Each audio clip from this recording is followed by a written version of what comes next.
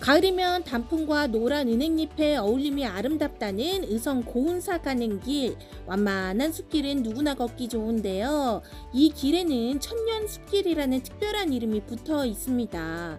천년숲길이라는 이름은 신라 말기 최고의 지성인으로 꼽히는 사상가이자 문장가 고운 최치원 선생과 관계가 있다고 하는데요. 천년숲길 옆에 마련된 문학관에서 그 이야기를 들을 수 있다고 해서 찾아왔습니다.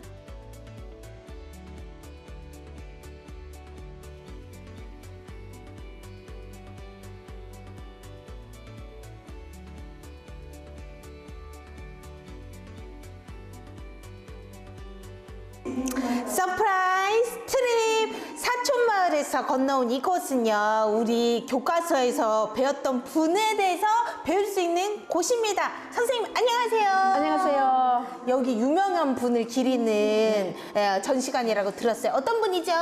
고운 최치원 선생님. 예. 네. 배웠습니다. 최치원 선생님. 근데 시대가 가물가물해서 다시 한번 정리를 해서 최치원 선생님에 대해서 설명을 부탁드립니다. 네, 최치원 선생님은 중국에 가서 과거에 합격을 하고 신라에 내려와서 이 고국을 위해서 많은 일을 하려고 포부가 컸죠. 네. 그러나 그 포부를 다 펼치지 못하고 이렇게 전국을 유유자적 다니면서 많은 족적을 남기신 분이라 보시면 되겠습니다. 그 중에 의성이 한 곳입니다. 그러면 의성에서 태어난 의성 출신이신 건가요? 아닙니다. 예, 이곳에 많은 곳에 다니시면서 특히 고원사부터 해서 그 많은 좋은 일을 하신 분이기 때문에 여기 문학관을 건립하게 됐습니다. 그러면 최치원 선생님의 일생에서 또 중요한 부분을 담당했던 것이 의성인데요. 네. 안에 들어가서 더 그 발자취를 배워보도록 하겠습니다. 네, 그렇게 하죠. 네.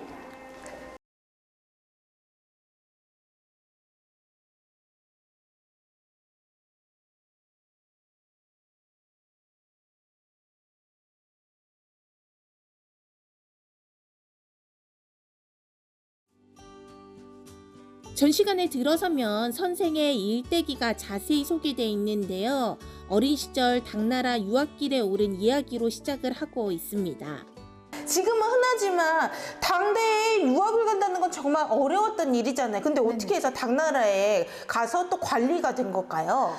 네, 이 당시에는 육두품의 어떤 어려움을 딛고 이 아버님이 그 최치원 선생에 대해서 똑똑하니까 이분이 그 어릴 때부터 4살 때부터 사서상경을 줄줄 외웠다고 하거든요. 진짜요? 그게 가능해요? 예.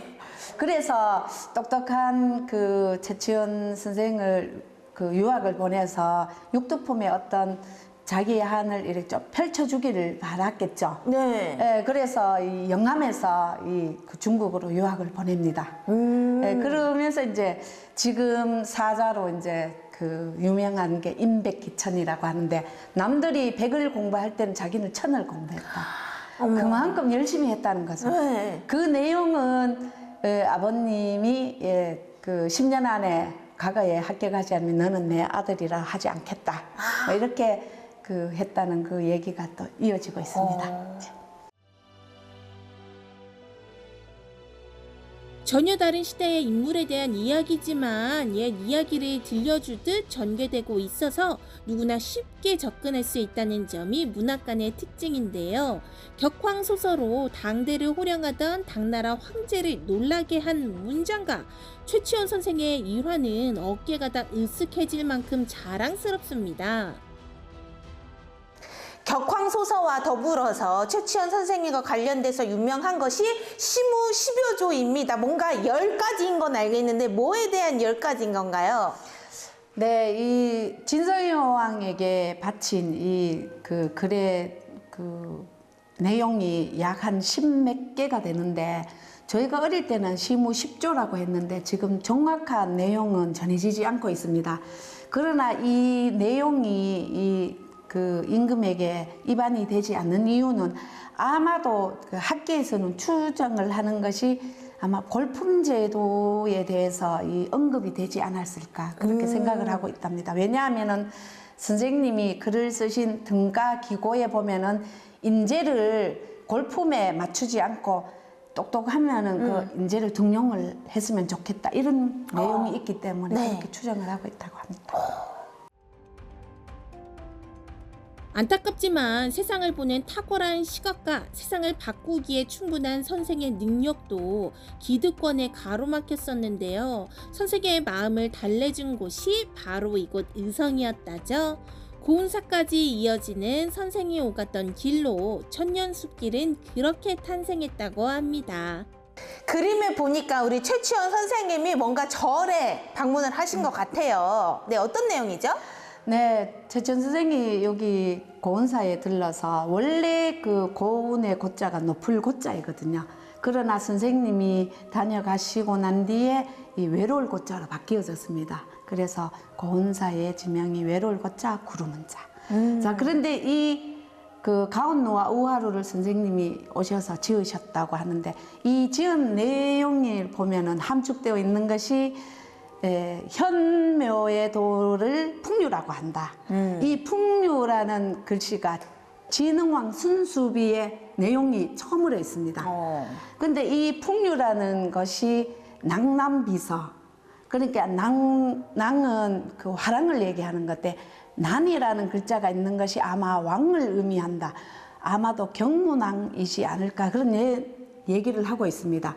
그래서 낭낭비서에 보면은 그 풍류라는 것이 세 가지가 있는데 그 아버지에게 그 부모님께 아침 일찍 일어나서 예의를 갖추고 밖에 나가서 남들에게 예절 있게 얘기하는 것이 공자의 가르침이고 예. 그리고 두 번째는 어떤 무의 자연에서 그 나쁜 것을 하지 않고 자연과 그 심취되어서 자연스럽게 자라는 것이 노자의 가르침이고 그리고 그 나쁜 것을 피하고 그 어떤 이런 석가의 가르침에 요 세 가지가 모두 현묘의 도의 풍류라고 그런 그 얘기가 삼교라고 해서 유교와 불교, 도교를 일으킨 말씀하신다.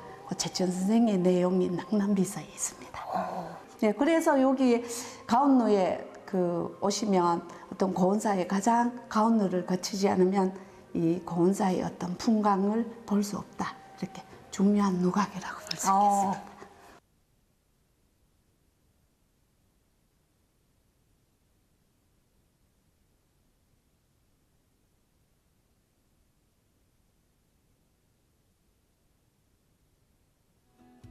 문학관에 들러 선생의 일대기를 함께한 다음 천년숲길을 걷는 코스 어떠신가요? 여행의 깊이를 더해줄 의성의 문학관입니다. 옆에는 사삼 비명이라고 하는데 비명이면 뭔가 비석에 쓰여있는 이름 아니면은 비명 질러! 이 비명 둘 중에 하나로 보는데 어떤 비명인가요? 네, 이 사삼 비명의 어떤 내용은 그 점점 갈수록 그 중요함을 더 높여지고 있는데요. 이 사삼 비명을 쓰시게 된 이유는 경문왕부터 이 진성여왕 때까지가 좀 나라의 그 어떤 왕권이 좀 약화되죠. 그래서 이것을 좀 올리고 특히 아무리 남자 여자 뭐 왕이라고 하지만 남자보다는 여자의 조금 힘이 약하니까 진성여왕을 좀 높이기 위해서 그런 글들을 선생님이 많이 쓰면서 이제 그 임금님께 올리고 한 내용으로 보고 그리고 또 왕명으로 쓰게 되었는데 사삼비명 중에서 지정대사 비는 약 한 7년 동안 쓸 정도로 그렇게 그 글도 좋고 심혈을 기울여서 썼다는 내용이고요. 그리고 성주사지 그 내용에 보면은 거기에 육두품을 등남이라고 했는 내용이 나오게 됩니다. 그래서 이 사삼비명이 그 사찰의 내용이라든지 그 스님이 그 당시에 그 어떤 해괴한 일이 있었는가 그리고 또 앞으로 갈수록 이런 그 시대의 생활 모습을 함축해서 볼 수 있는 내용이 그 비에 다 있다는 것이 굉장히 중요한 의미를 가지고 있습니다. 이렇게 최치원 선생님들의 다양한 글귀들을 보니까 정말 글이 가진 힘에 대해서 다시 한번 생각을 해보게 되는 것 같아요. 오늘 서프라이즈 트립 의성에서 함께 했습니다. 의성을 좀 더 이렇게 지내보니까요. 파면 팔수록 깊이 있는 역사를 가진 고향이고요. 또 거기에 더불어 깊이 있는 역사 더불어서 깊이가 느껴지는 맛있는 의성 마늘소도 잘 먹었습니다. 의성 여행 정말 퍼펙트 완벽하지 않나 싶습니다. 저희 서프라이즈 트립 다음 시간들도 좋은 여행지와 함께 돌아오도록 할게요.